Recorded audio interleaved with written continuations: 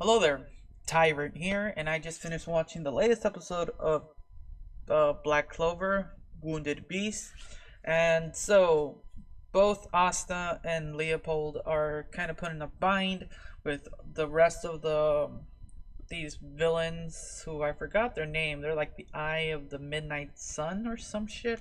I don't know. But, they're getting assaulted, and for the most part, Asta and Leopold are holding on. I'm not gonna say beating them because they're exhausted. Uh, they're defending the wounded captain, and Noelle's doing her best to kind of help him slightly and defend. But yeah, they're in a pickle, and luckily, out of nowhere comes the rest of the Magic Knights, and they show up. They had to work together, and they weren't too happy about that, but they needed to get back to protect the city. What's interesting is Noelle's siblings, at least her eldest brother, who's they're still dicks. Her siblings are still dicks, but at least their eldest brother still follows the creed that they are there to protect the city. That's something that's ingrained in them, and that's interesting, even though he's still pretty much a dick. But no, Asta and everyone hold out for the most part. They get taken down, and then the rest show up, and then it's time for them to dip out, the bad guys. And while they're dipping out, they kidnap Asta, and it's like, wait, what? What? I did not see them taking Asta. I was like, fuck.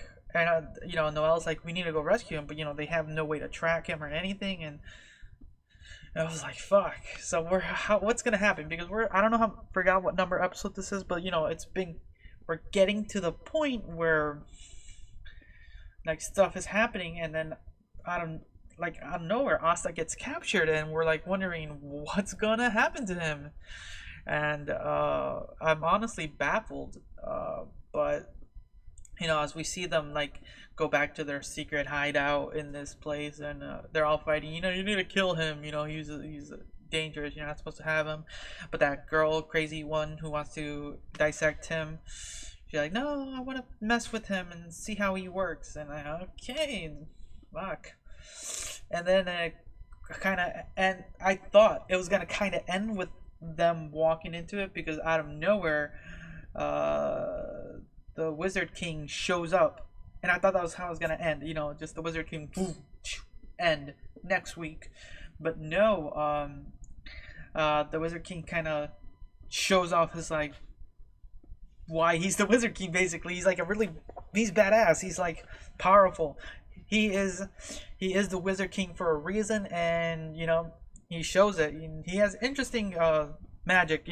From what I can tell, it's time magic.